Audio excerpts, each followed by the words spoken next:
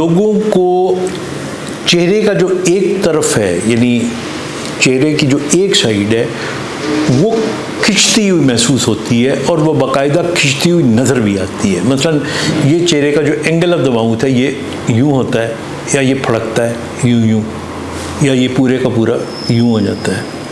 फिर आँख भी इसी तरह, या वो फड़क रही होती है। ये चेहरा जो है वो टेढ़ा हो रहा होता है।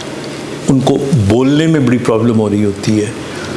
और फिर ख़ास तौर पे कॉस्मेटिकली बहुत बुरा लगता है। हालांकि वो बात भी सही कर रहे होते हैं, वो खाना भी सही खा रहे होते हैं, वो सारे काम सही कर रहे होते हैं, लेकिन उनको एक तो चेहरे का ज़ाहिर है कि अगर एक चेहरा टेढ़ा नज़र आएगा, और ये इस तरह टेढ़ा होता है जिस तरह लकवे के मरीज़ का चेहरा टेढ़ा होता है, लेकिन ये लकवा नहीं होता। और लकवे का जो मरीज़ होता है उसके अंदर, और इसमें एक फ़र्क ये भी होता है कि लकवे का जो मरीज़ होता है उसकी आँख पूरी बंद नहीं होती, इसमें बल्कि ज़्यादा बंद हो रही होती है, और आदमी जो है वो बंद भी कर रहा होता है और वो खिंच रही होती है, यूँ यूँ करके खिंच रही होती है। तो ये हेमीफेशियल स्पैज़म के अंदर ये सारी चीज़ें हो रही होती हैं। अब इसके अंदर बहुत सारी कंडीशंस हैं जो डिस्कस, कुछ लोग ऐसे होते हैं जिनकी सिर्फ आँखों का ये मसला होता है, कुछ लोग ऐसे होते हैं जिनका सिर्फ ये जो एंगल ऑफ द माउथ है इसमें, कईयों का पूरा चेहरा होता है, कईयों की गर्दन तक इसमें इफ़ेक्ट होती है। अब ये जो हेमीफेशियल स्पैज़म होते हैं, इसको हम कई नामों से, मतलब इसको हम ये भी कह सकते हैं कि डिस्काइनीजिया है, हम इसको ये भी कह सकते हैं कि जिस तरह ये इनवॉलंटरी मूवमेंट्स हैं। अब इसका जो ट्रीटमेंट है उससे पहले डायग्नोसिस बहुत ज़रूरी है, और जो डायग्नोसिस है इसके अंदर जो डॉक्टर होते हैं, जो न्यूरोलॉजिस्ट होते हैं, वो फिर इसकी बाकायदा स्कैनिंग करते हैं, इसकी इलेक्ट्रोमायोग्राफी करते हैं, नर्व कंडक्शन स्टडीज़ करते हैं इसकी, और फिर पूरी थॉरो एग्जामिनेशन जो न्यूरोलॉजिकल एग्जामिनेशन है बॉडी का वो भी करते हैं। और इसके फिर ट्रीटमेंट्स के अंदर भी बहुत सी चीज़ें शामिल हो जाती हैं, जिनके अंदर इन स्पैज़म को कम करने के लिए बोटॉक्स इस्तेमाल होता है। बोटॉक्स अगर सही तरीके से सही डोज में लगे तो उसके बड़े अच्छे रिज़ल्ट आते हैं।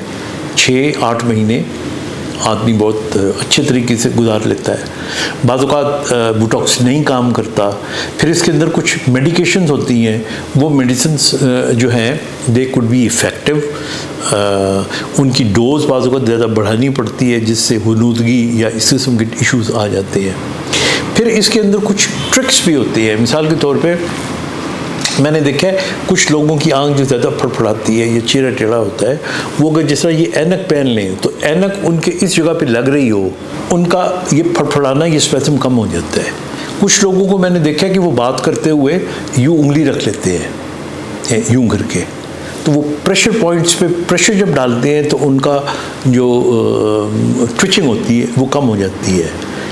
तो ये सारी चीज़ें जो हैं ये डॉक्टर के साथ डिस्कस करने के बाद, उसकी काउंसलिंग लेने के बाद आप फिर इस नतीजे पे पहुंचते हो कि इसका ट्रीटमेंट कैसे करना है। अब यहाँ पर जो मेन इशू आता है, मैंने देखा है पेशेंट्स के साथ, फ्रस्ट्रेशन का होता है।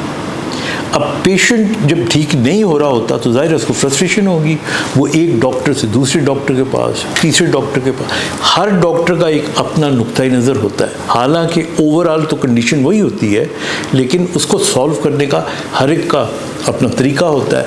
फिर पेशेंट की कंप्लाइंस कितनी ज़रूरी है, और इसमें ये भी देखा गया है, जो लोग जिनको ये है अगर वो सुन रहे हैं तो उन्होंने नोट किया होगा कि जब ऐसे लोग अंडर प्रेशर होते हैं तो ये मूवमेंट बढ़ जाती है, स्पैज़म बढ़ जाता है। मिसाल के तौर पे भी एक पेशेंट था मेरा, तो वो आड़त का काम किया करता था, तो उस वक्त उसको ज़्यादा बोलना पड़ता था, लोगों का सामना करना पड़ता था, तो उस वक्त उसकी जो ये मूवमेंट थी बहुत ज़्यादा बढ़ जाया करती थी। इसी तरह इंटरव्यू देने के लिए कुछ लोग जाते हैं तो ये मूवमेंट, अब वो ट्विचिंग ऐसी चीज़ होती है कि जिससे आप बताते खुद तो इरिटेट होते हैं, बाज़ वक़्त देखने वाला भी थोड़ा बहुत इरिटेट होना शुरू हो जाता है, और इस तरह आपकी अच्छी खासी जो शख्सियत होती है उसके अंदर काफ़ी प्रॉब्लम्स आ सकते हैं। तो I think that needs to be investigated. क्या इसकी कोई ऐसी वजह तो नहीं कि ब्रेन के अंदर कोई ऐसा लीजन है बाज़ औक़ात कोई क्लॉट हो सकता है, बाज़ औक़ात कोई स्पेस ऑक्यूपाइंग लीजन हो सकता है, बाज़ औक़ात ये इडियोपैथिक भी हो सकता है। It's a part of dystonia, हमारे बहुत से हिस्सों को जिनमें फिर चेहरे के अलावा नेक भी शामिल हो सकती है।